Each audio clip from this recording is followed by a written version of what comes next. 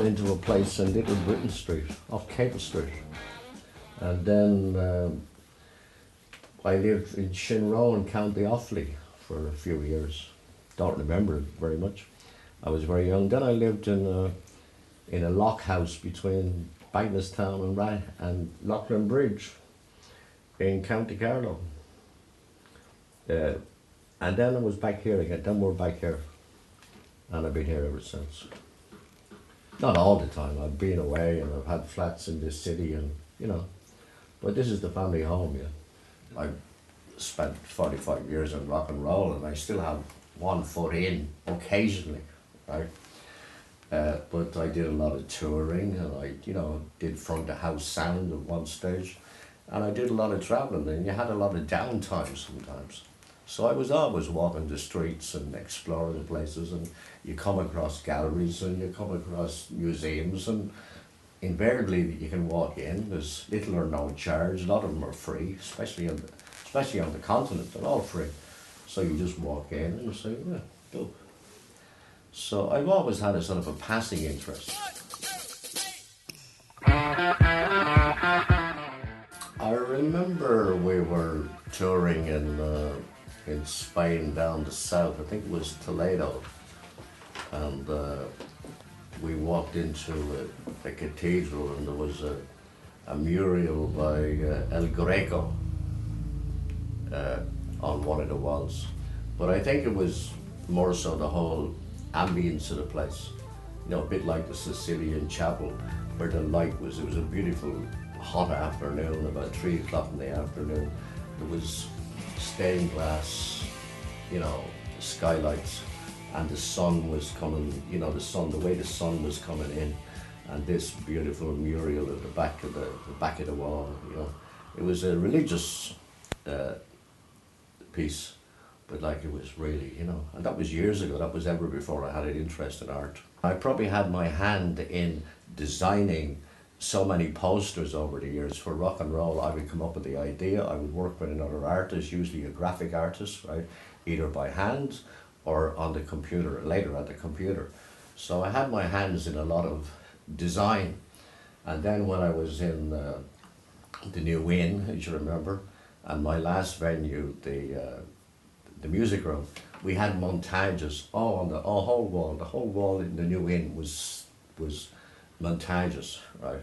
And when I was in the music room, I started in the 50s and I got all the old magazines, like Hitsville magazine and Craze magazine and all the old spotlights, and I photocopied the photographs, you know, with a little caption underneath, and I built up a montage all the way around. And so I was always messing around, but I didn't realise I could actually do it until I chance meeting with a friend of mine. I heard about this course that he was doing. He was just finishing it. It was Joey Magic. Met him in town one day, walking around the streets, and we went for a pint. And he was just finishing the course, and he was telling me about it. I was saying, "Buff, that sounds brilliant." So 2 days later, I was sitting with talking to the tutors. I was older than the tutors. Most of my tutors were like in their 30s, and maybe there was one in their mid-40s, but they were all young guys. I mean, but they were real artists. The beautiful thing about the course I went to, like Kenneth Drew is a famous sculptor in his own right. Michael Brett, who is great at ceramics, he's also a brilliant paper. They sell, you know, painter. They sell all the time. The thing about art is you can't really do it for the money. You know, primarily you don't do it for the money. You just do it for, you know, I think it's the only, like, creativity is probably one of the few games left in town, you know, so just to be the creative process, once you get the bug.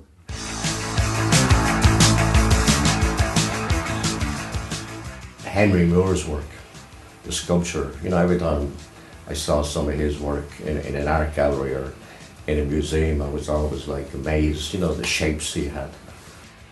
I like Picasso, you know, like I came across his work from different times, and he was a very, very colourful character because he had, you know, he was a great draftsman to start off, and then he he moved on, and then he got abstract towards the end, and he got into cubism, and then his sculptures, which he never displayed until after he died, like they were turned out to be most interesting. A painter that I really like, Jack B. Yeats, for example, right? I just love his work. Don't know how many times I've been go to the National Gallery just to look at his, you know, because that sort of distorted, but still you stand back from it and it's a pure picture. And you know, when he started painting, a lot of people accused him of being born with a silver spoon in his mouth, and so he was. His family was well off, right? And it was only people who were well off who could afford to indulge in the arts. And going back even further than that, they all had to have a sponsorship from a king or a lord or the government, or usually the royalty would, you know, that's why you have so many, you know, the church and the royalty had all the wealth, so you have all these portraits of famous people, you know, in the archives. They wouldn't turn me on as much as sort of, you know, a Picasso or even Andy Warhol. I mean, like, not everybody likes Andy Warhol, but I do, because I think as a colorist, he was great. You know, and I've taken a few leaves out of his book, you know, by using the same image over and over again, but just change the colors, you know.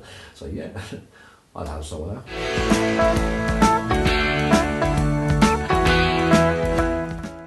We're 24 Vibe this year, right?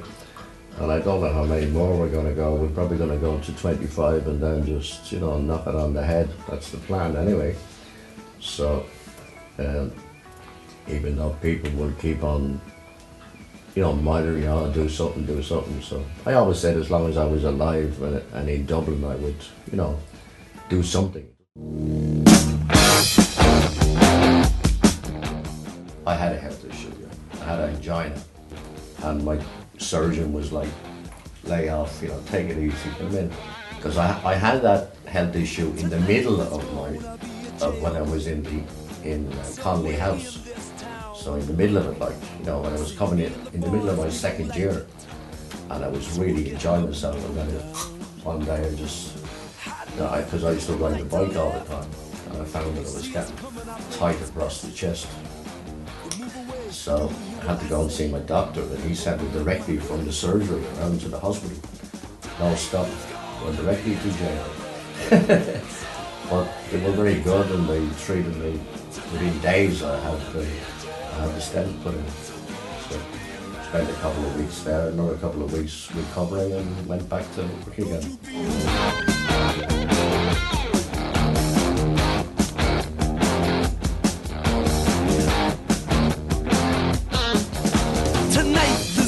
Be trouble. Some of us won't survive. See the boys and me mean business, busting out dead or alive. I can hear the hound dogs on my trail. All hell breaks loose. I'm bullfighting. The game, if you lose, go to jail. Tonight, you gotta roll with it. in the town. Tonight there's gonna be a jailbreak, so won't you be around? 1, 2. 1, 2, 1, 2, 3, 4, 5, 6, 7, 8, 9, 10. Coming up mid-range here. At least I can count to 10.